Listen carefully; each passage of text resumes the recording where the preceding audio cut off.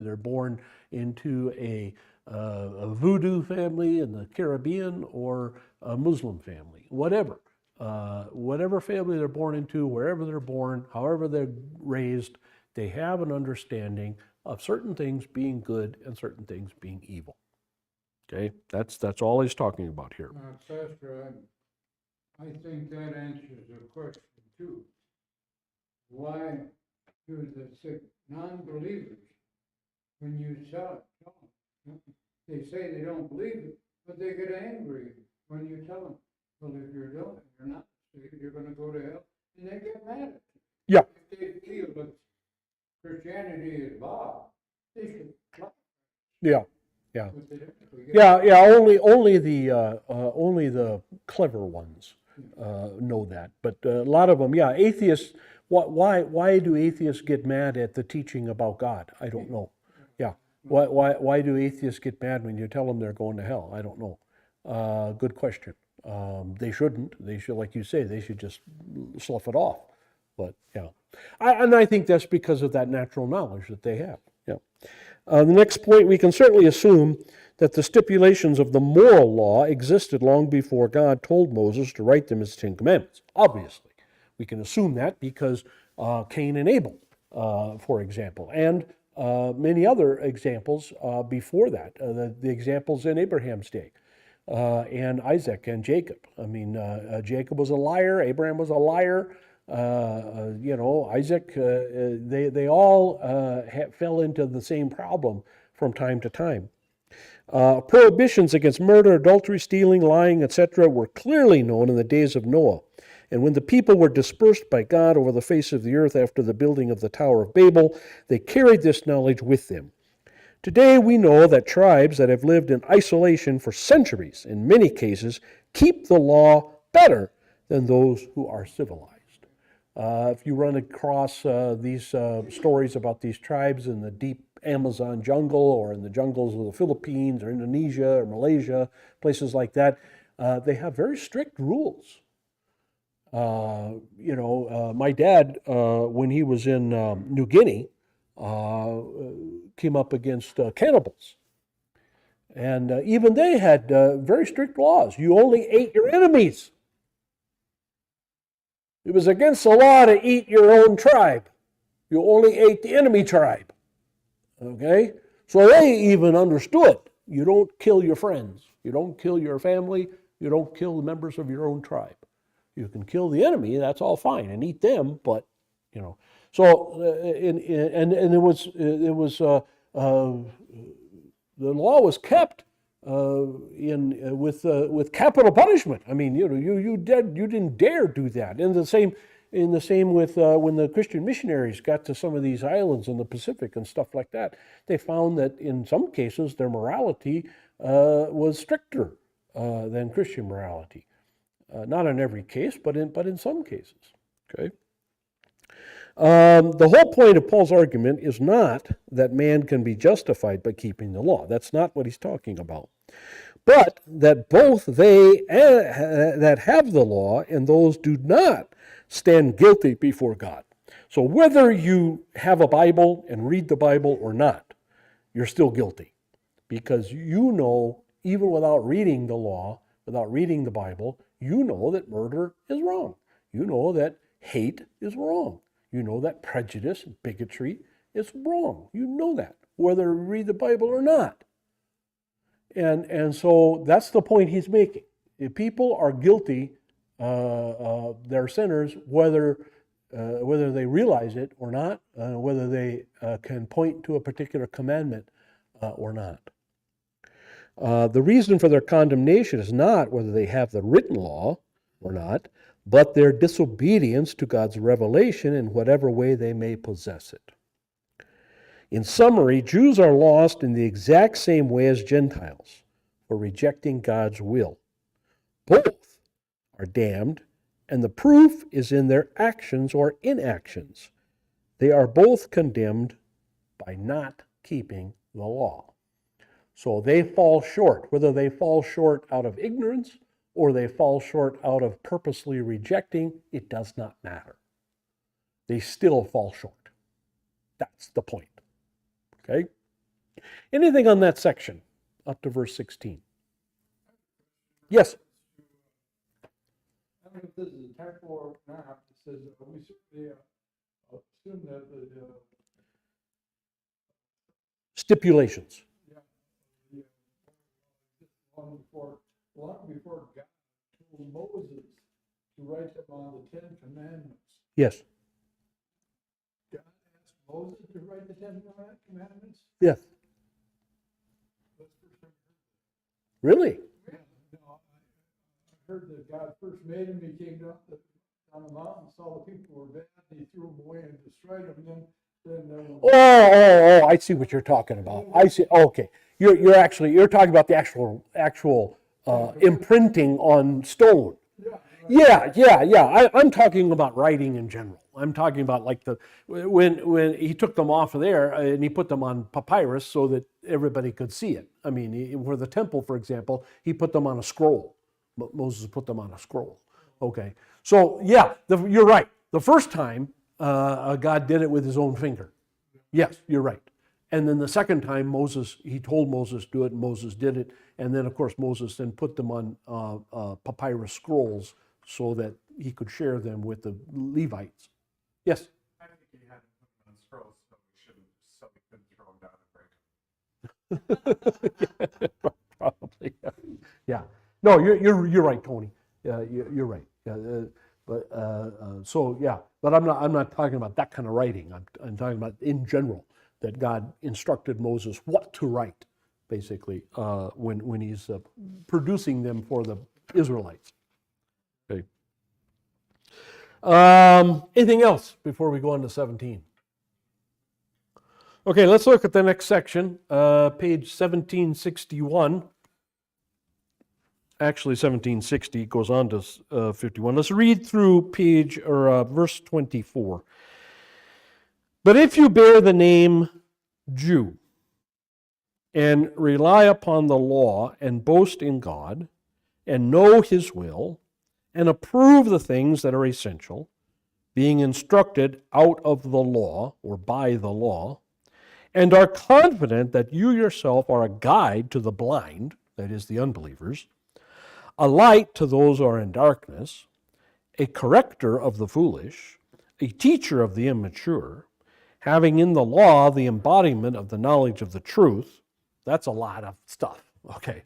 In other words, the first part of this thought here, long thought, very common with Paul, lots of commas, lots of thoughts here. But basically, if you think, okay, you're a Jew, okay, and you think, okay, you have this written law, therefore you know how to enlighten people, you can teach them, here's what God really says about marriage or about life or about stealing or about, whatever it happens to be. You're way up there morality wise and all that. Okay, so if you think this way about yourself, okay, verse 21, you therefore who teach another, do you teach yourself? You who preach that one shall not steal, do you steal? You who say that one should not commit adultery, do you commit adultery? You who abhor idols, okay, you don't participate in idol worship, and yet do you rob temples? In this case, he's talking about the temple of God. You who boast in the law, through your breaking of the law, do you dishonor God? For the name of God is blasphemed among the Gentiles because of you, just as it is written. So Paul then answers his rhetorical question, his own question. Paul puts the question out there, okay, you think you guys are so great, you think you have it all, you know everything, all right, you've got the law down pat, okay, do you basically, asking him, do you break those same laws? And the answer he comes back with is yes. How do we know that? Because the prophets in the Old Testament said God's name is profaned or blasphemed. In other words, God is made fun of. Why? Among the Gentiles, among the unbelievers, because of you. What does that mean? That means that the unbelieving world looks at Israel, looks at the Jews, sees how they break all these laws, and laughs at God. What kind of God do you have that allows you to get away with this? What kind of God do you have? You say you know the right thing to do, but then you don't do it. You commit adultery, you steal, you lie, you cheat, et cetera, et cetera. I mean, and there are plenty of examples. I mean, good grief. You have, of course, all the bad examples of the northern tribes, the 10 tribes who broke away from the other 2 tribes, and these tribes immediately became idol worshipers. Immediately, they took various religious practices and ideas from the surrounding nations, and they combined them, with the Old Testament they had at that time, but it was a heretical binding. That is, it was false doctrine. As Paul writes, a little yeast works its way through the whole batch, right? So once you have taken the original law and the original commandments of God, the original ceremonial law, and now you have added some impurities to it, it's impure. Okay, the whole thing's impure. I mean, how much impurity does it take to make something impure, right? It's like a good old ivory soap, right? 99 1/3? 95, 90 4 100s. 94 100s? 94, Oh, 99 and 40. 44. That's right. 99 and 44 100% pure. That means 66 100s was impure. So is it pure or not? It's impure. That's right. Yes, that's right. Even though it still floats. I don't know if you've ever seen a bar of ivory lately, but they still sell it. I've seen it in stores. Usually you only find ivory anymore in the 99-cent stores. That's about it. You don't see it anywhere else. But you can still buy it, and it still floats. And yes, it turns your skin a mess. If you wash yourself with it, you've got... Yes, it certainly does. It's nasty stuff. It is nasty, nasty stuff. So anyway, but yeah, it's impure, right? And there's very few things in this world, very few metals, gold or silver or whatever, it's not pure. It's added with little alloys in it to make it stronger or to make it shinier or to do this or do that or whatever.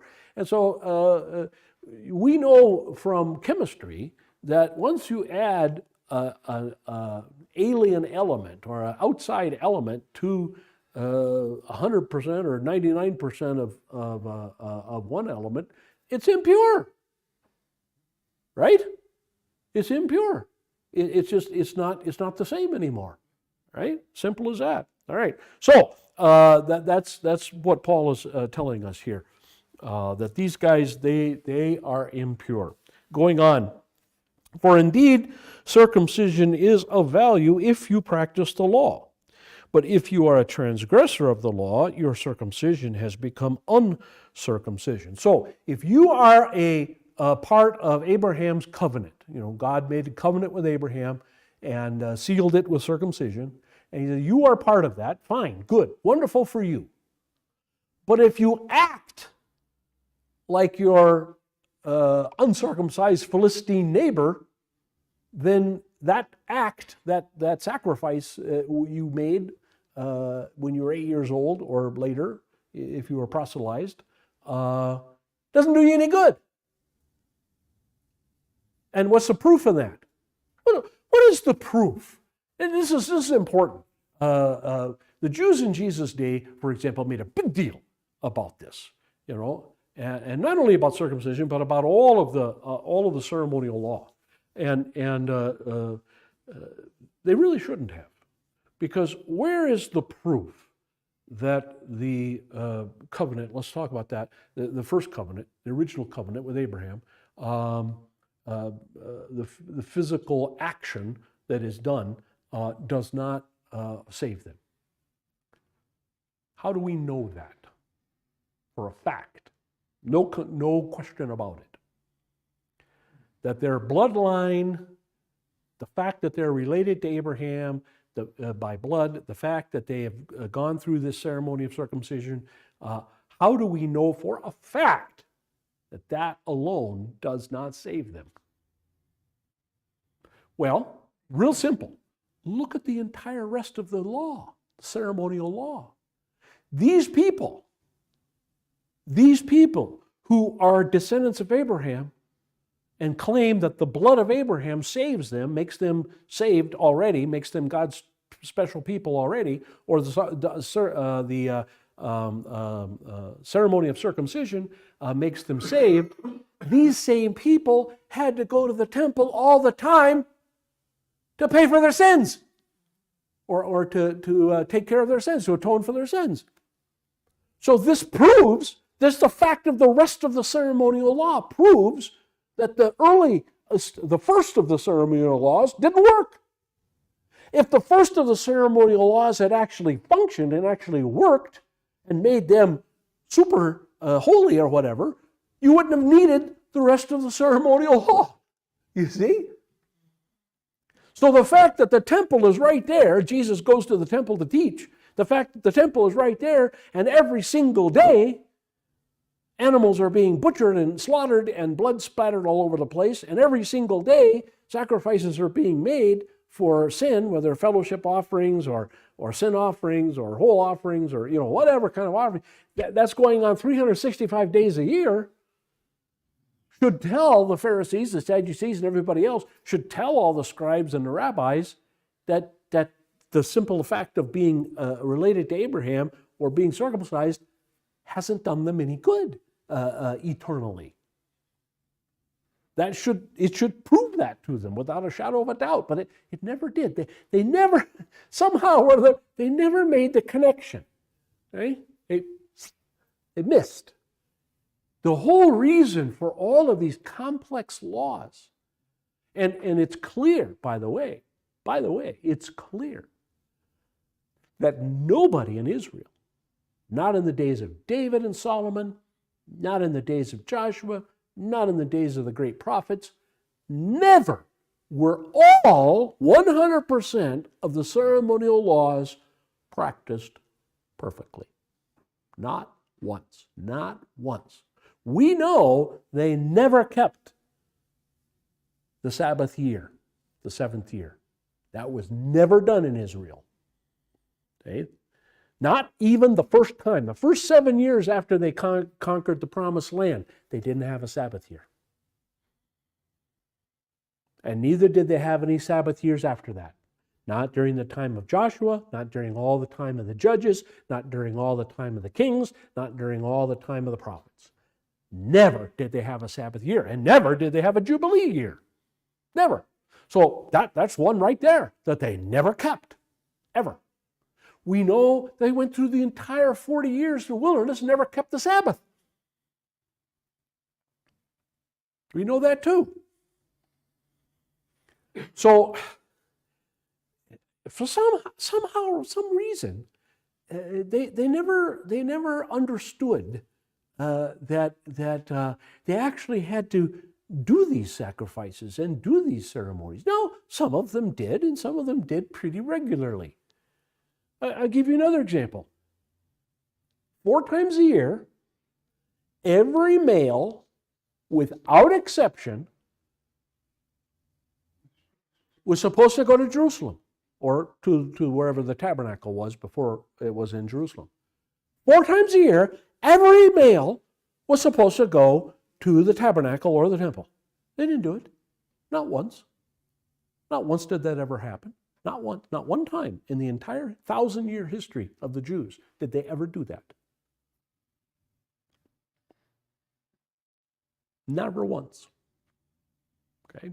Now, a lot of people did. A lot of people from Judah, they went to, a lot of people that were scattered around the world after the Babylonian captivity, they made the trek maybe once in a lifetime, maybe 3 or 4 times in a lifetime perhaps, or at least those in Judah maybe every year.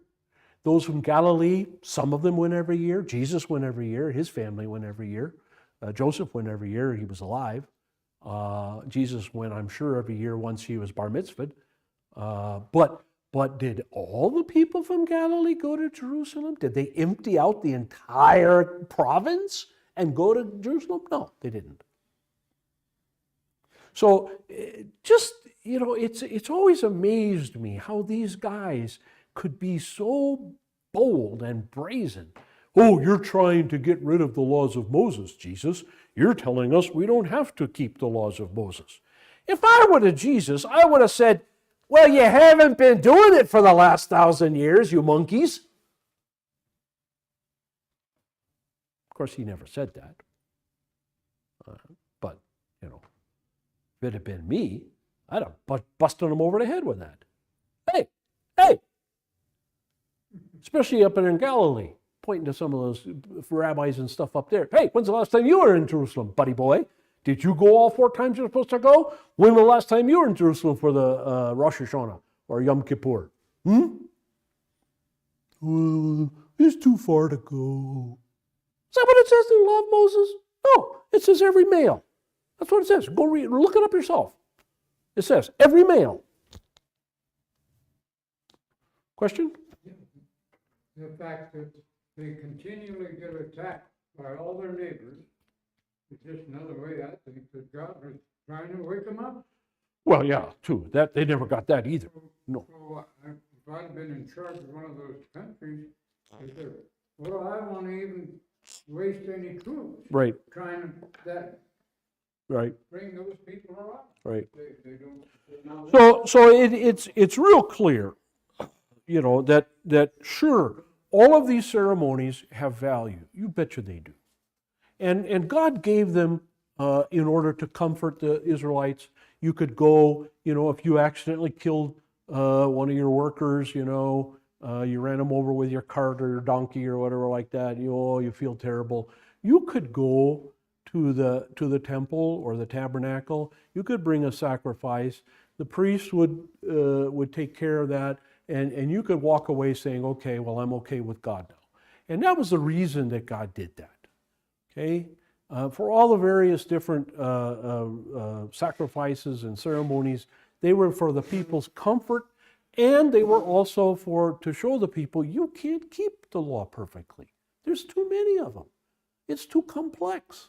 God did that on purpose, so they would never think that they're perfect. But it didn't work. Is that God's fault? No, it's not God's fault. It's their fault. They never got the picture. Somehow or other, they missed the point. Go figure. Okay? You would think that they would understand when they didn't do a particular sacrifice, or they didn't keep, or they worshiped an idol when they weren't supposed to, or whatever. You would think that they got it in their heads, hey, I guess we're a little less than perfect. But it didn't seem to ever occur to them. They just blithely went about their business. Well, we're special, we're holy. It was almost as though what the law doesn't apply to us, even though we try and keep it much of as we can. And of course, the Pharisees will make up more. It's not as though the first law was complex enough. They made up more. Bunch of crazies, bunch of nuts. Really. Last couple verses. And he who is physically uncircumcised, if he keeps the law, will he not judge you, who through having the letter of the law and circumcision are a transgressor of the law? Okay, so this pagan, this unbeliever, who doesn't commit adultery, doesn't steal, doesn't lie, doesn't cheat, doesn't kill, doesn't do all that stuff, won't he stand in judgment over you, who do all those things, even though you're a child of Abraham? You betcha. For he is not a Jew who is one outwardly. Oh man, if that isn't the passage of all passages, I don't know what is. He is not a Jew who is one outwardly. Okay, you can trace your genealogy back through your mothers all the way to the tribe of Levi. good for you. Guess what? What does Paul say right here? He is not a Jew. You are not a Jew. Okay? Nor is circumcision that which is outward in the flesh. But he is a Jew who is one inwardly. And circumcision is that which is of the heart, by the Spirit, not by the letter, and his praise is not from men, but from God. Later on, of course, Paul talks about what circumcision of the heart is. It's faith, faith in Jesus as Lord and Savior. So the physicality of a connection to Abraham, Isaac, Jacob, David, Solomon is theologically or religiously or spiritually zero, nothing. It means nothing. That's what Paul's saying. It means nothing. Now, when he gets to chapter 9, Paul says, hey, we certainly thank the children of Abraham, the descendants of Abraham, for preserving the word. Actually, God, of course, using them to do that. We thank God for God using them, and we thank God that they were around so that Jesus could be born of Mary and Joseph and all that. Certainly they served a purpose. No question about that. And Paul says, hey, we're happy about that. Good for them, good for God, good for everybody. But once that purpose is served, once Jesus has been crucified and risen again, that purpose is no longer needed. It goes away. It goes away. So this is the thing that a lot of people just don't quite understand, including a lot of Protestant Christians. A lot of evangelical Christians just don't get it. They're convinced that all the Jews who are not believers in Jesus will be miraculously converted sometime before the last day. For the simple reason that they have some blood of Abraham in them. That's it. And what is that? That's salvation by works. That's what that is. That's not salvation by grace alone through faith. So this is a very common teaching among our evangelical brethren out there. This is why they support Israel. This is why they turn a blind eye to the plight of the Palestinians. This is why they don't even think once, much less twice, about giving away billions and billions and billions of dollars to the state of Israel. This is why they do that, because they're convinced. They somehow have been taught and somehow believe that this miraculous conversion will take place. And so, boy, they got to preserve them. They got to keep them all alive as long as they can. And they got to keep them a special place and everything and all that and be on their side because that's how they're going to. And even then, some of them even say, well, that's how God's going to determine whether we're believers or not, is our support for Jews. Our support, and some would even say our support for the state, the political state of Israel. That's just plain nonsense, folks. That's just plain crazy. But you'll hear that preached. You'll hear that in churches around town. Oh yeah, if we turn our backs on the state of Israel, God will turn his back on us. I've heard that said in the halls of Congress. I've heard senators and congressmen say, if we don't support the state of Israel, God will not preserve our country. We're put here on this earth to do one thing and one thing only, and that's to back up Israel. And that's just, now you're talking crazy talk now. That's crazy talk. I mean, what's more bigoted and prejudiced than that? When you stop and think about it, who's the most prejudiced people on the face of the planet? Well, somebody who says, well, we are God's chosen people and nobody else.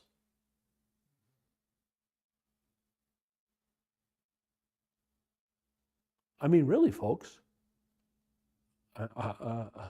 Would anybody else get away with that? If I said Caucasians were God's chosen people, would I be able to get away with that? If a black guy said, well, the blacks are God's chosen people, African Americans are God's chosen people, the Chinese are God's chosen people, the Malaysians are God's chosen people, the the people from the country of India, they're God's chosen people. Who would get away with that? Nobody would get away with that. If anybody else said that, they'd be immediately condemned as the most bigoted, prejudiced people on the planet. But we put up with it from these other people. I've never quite understood that. Why people, Americans especially, why don't we see through that? Today, that's all we can hear about. Everywhere we hear about racism. You're a racist, you're racist. All these people are racist. Okay. Well, you got to give Louis Farrakhan and his bunch credit, I guess, because they say, well, yeah, we are God's chosen people on the earth. Okay, Farrakhan and his bunch.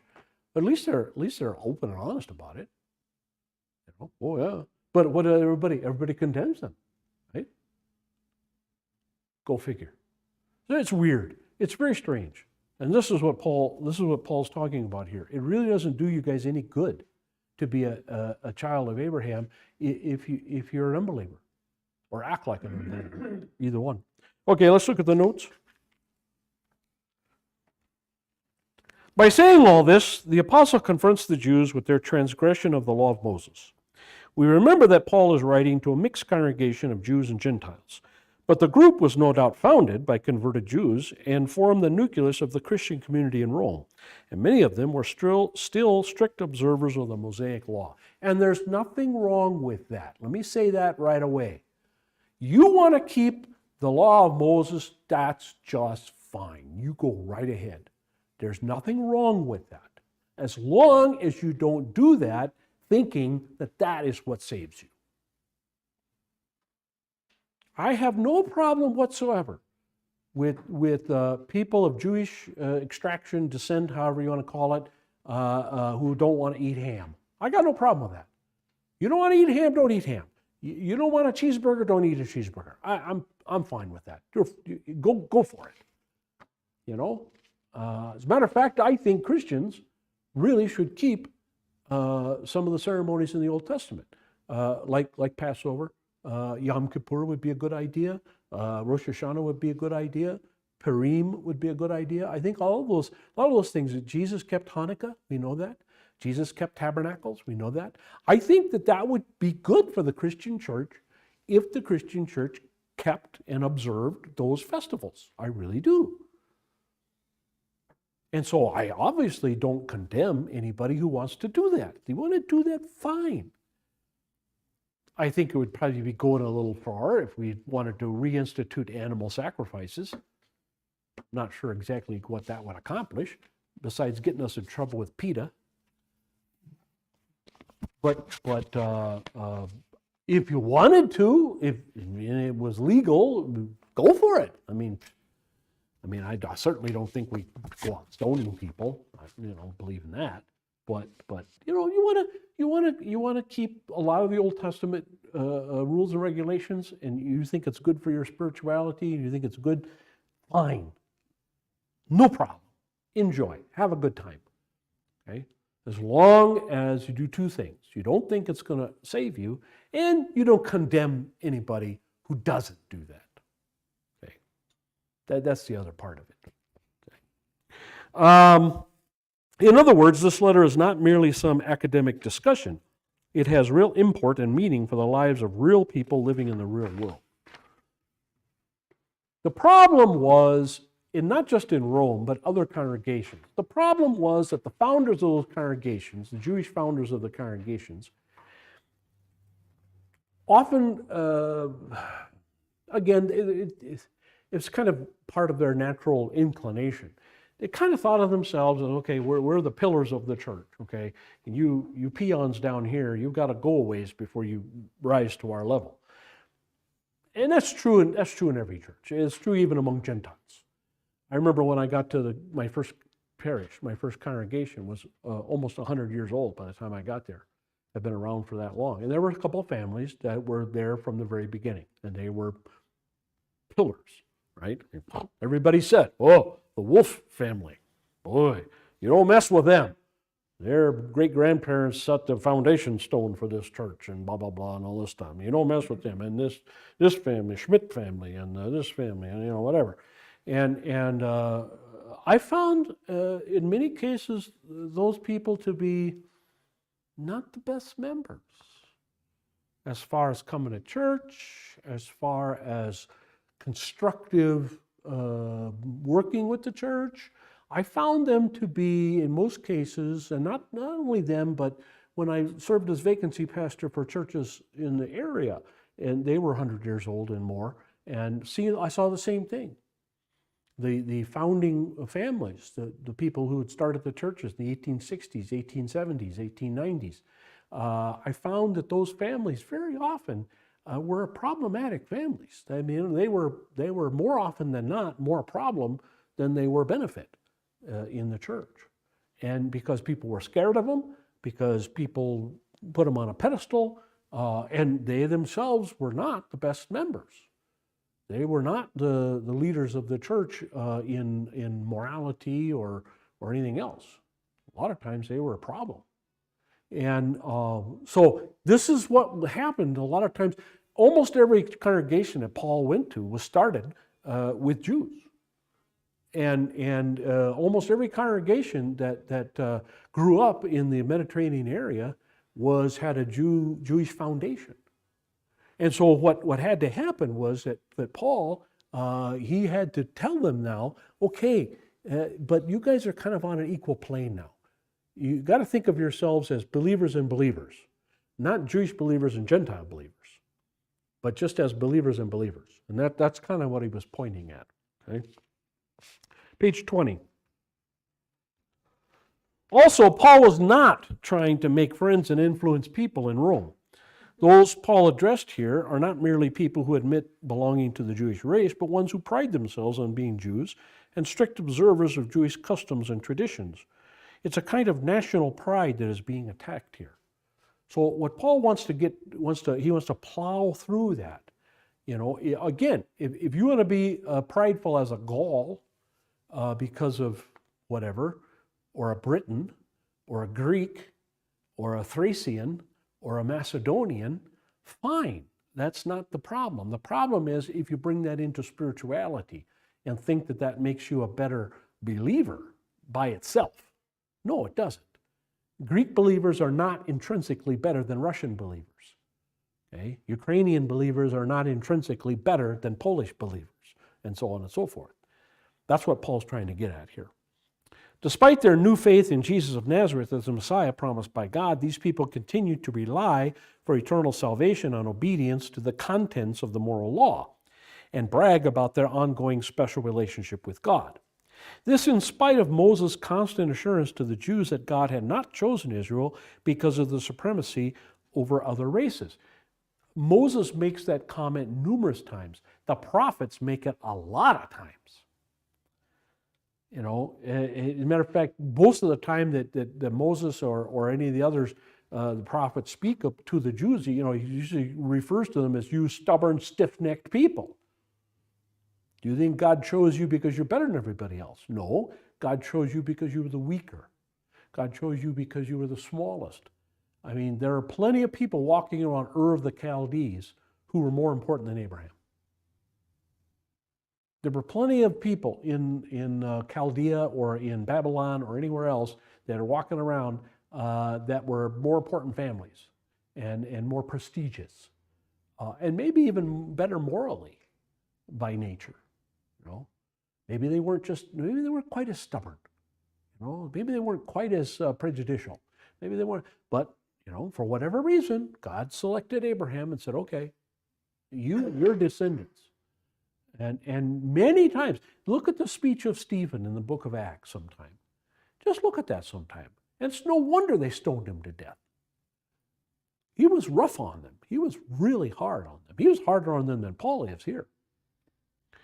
It is this continued insistence of the Jews on their absolute superiority among all of the humans, still maintained to this day, and truly the highest form of racism, bigotry, and prejudice that's the real cause behind all their troubles down through the centuries.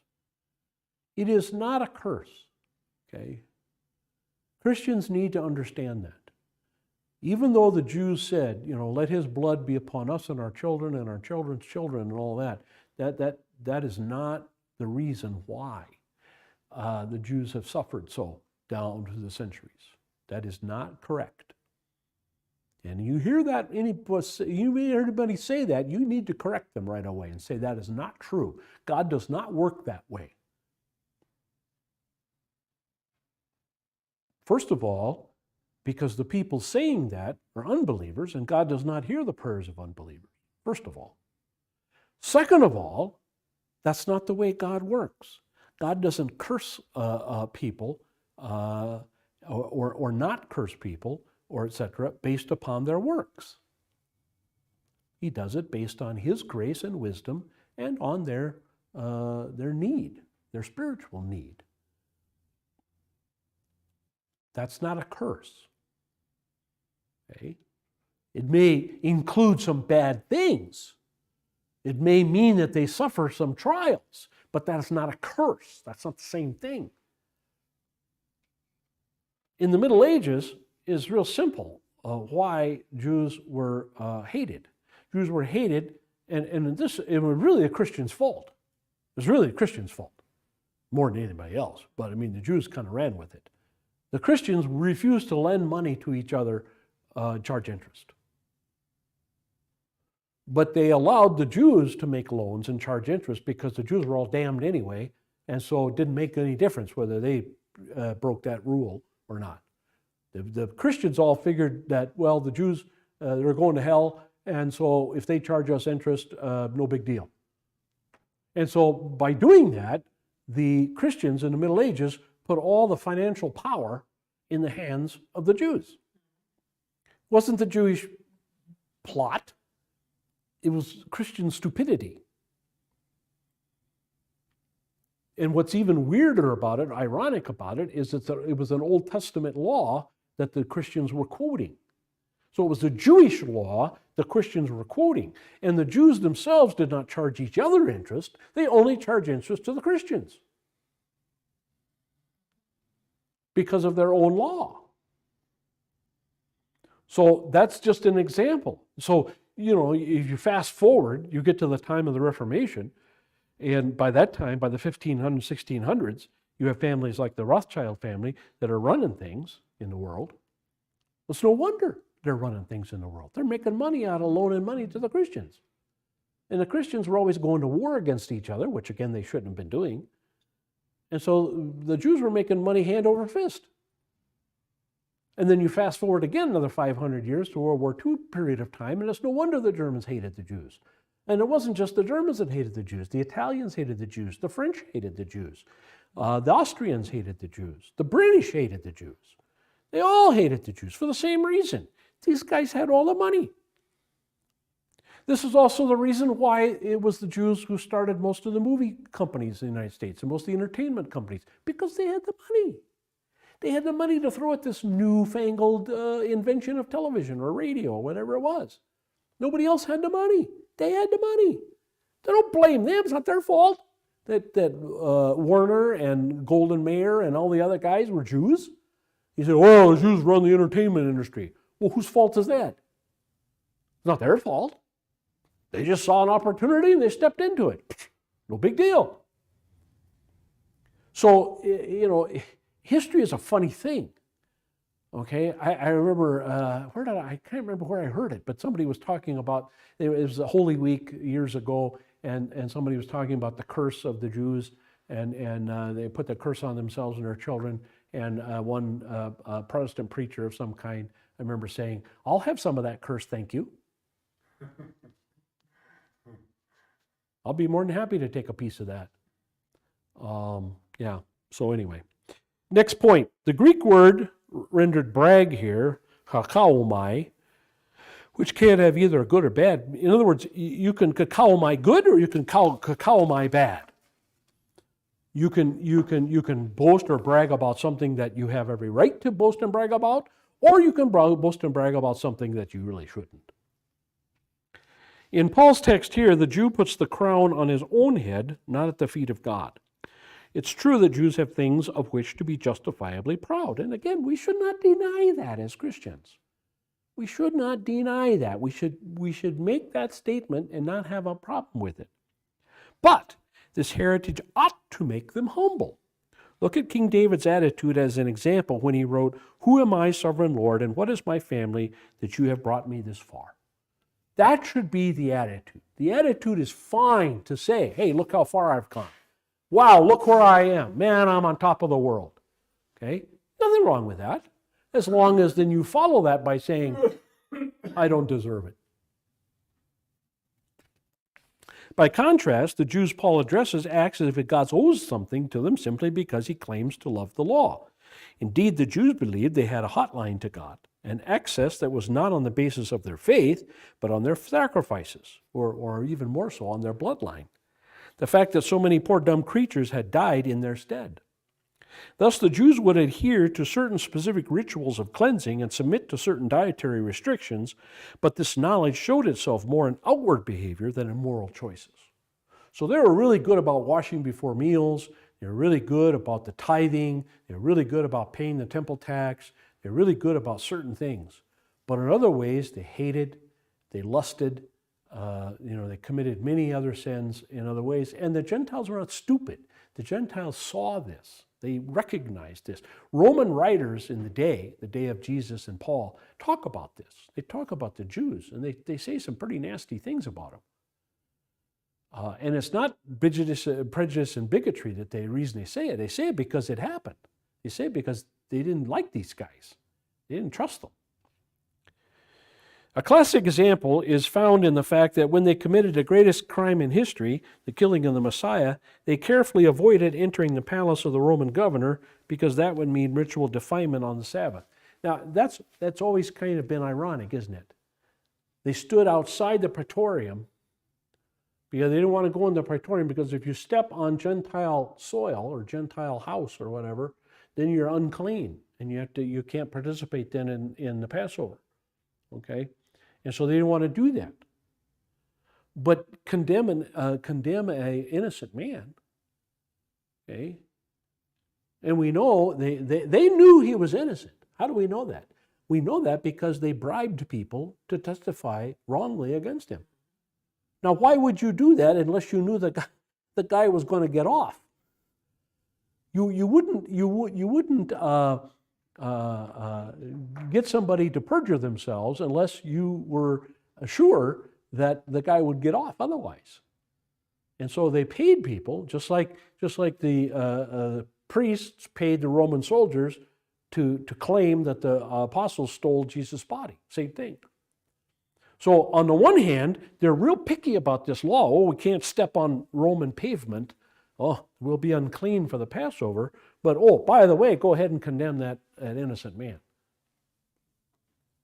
I mean, majoring in minors, huh? Right? Penny wise, pound foolish, right? Paul's accusation is that those who preach the law did not practice what they preached. Same thing you could say about a lot of Christians today, right? I mean, really. The Christian church is made fun of a lot of times, and we're having a hard time doing outreach. Pastors have a hard time doing outreach because of the behavior of other Christians, sometimes behavior of their own members. Paul asks 3 rhetorical questions. Do you steal? Do you commit adultery? Do you rob? Commit sacrilege? The implied answer to all 3 is affirmative. Yeah, as a matter of fact, you do. History tells us that it would not be difficult to find illustrations to prove Paul's accusations. Josephus confirms Paul's charges in his writings. What Paul had in mind was the desecration of the temple in Jerusalem by the rank unbelief and vile corruption of the priestly caste, and by the commercialism that reigned in the outer courts of God's house, which Jesus cleaned up not once but twice during his ministry. That's why, top of the next page, in the statement, God's name is blasphemed among the Gentiles because of you. Paul makes a hidden reference to David's sin with Bathsheba.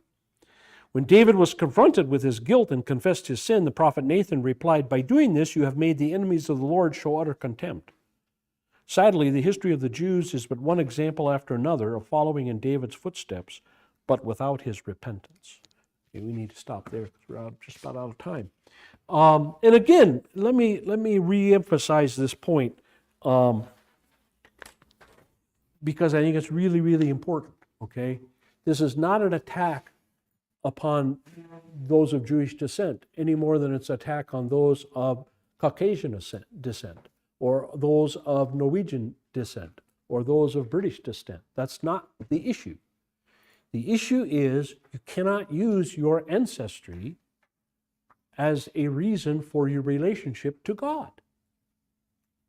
That's the point. That's what Paul's trying to get across. You've got to stop that. You've got to stop thinking of it that way. It might have all kinds of benefits. Okay, if you're a Swede or a Norwegian or whatever, fine. Maybe you're the best meatball maker in the world, the best furniture maker in the world. Good for you. Hallelujah. Thank God. Be happy about it. Okay? If you're American Indian, if you're Aborigine Australian, fantastic, wonderful. Exult in your culture. No question about it. You want to play the bagpipes, play the bagpipes. You want to come to church in a kilt, come to church in a kilt. Who cares? Nobody cares, okay? Enjoy it. Have fun. Go to Riverdance, dance your heart out. Have a good time. But don't think of that as giving you a pipeline to God, okay? That's it. And somehow or other that point never seems to get out. It's either when people read this, oh, Paul is a Jew hater. He's a self-hater, they would say. Okay, or Christians that read, that talk about Romans 2. Oh, they're anti-Semitic or whatever. No, that's not it. That's not what we're talking about. Okay, it's what we're talking about is that you cannot use your culture and your race and your bloodline, your ancestry, as some kind of basis for your spiritual relationship to your Creator. That's it. Nothing else. Leave it there. Okay? So yeah, Paul spends a whole chapter on it. But now that he's done that, he's talked about the Gentiles, he's talked about the Jews, now he can get on. Chapter 3, good stuff in chapter 3, which we'll finish up this and we'll get on to chapter 3 next time. Questions, comments? Yes, sir. I think, just like a lot of people use the excuse coming to believe in the Lord or anything like that. Well, look at the man that was crucified and came to Christ at the last minute. Well, that's what I'm going to do when I'm getting close. Yeah, right. Yeah. It doesn't work out that way. They sound serious. Well, a lot of they are. They are. They are. They mean it. I think they're They mean it. They don't think an asteroid's going to come out of the sky and hit them on the top of the head and squash them like a bug. All right, let's close. May the grace of our Lord and Savior Jesus Christ, the love of God the Father, and the fellowship of the Holy Spirit be and abide with us all. Amen.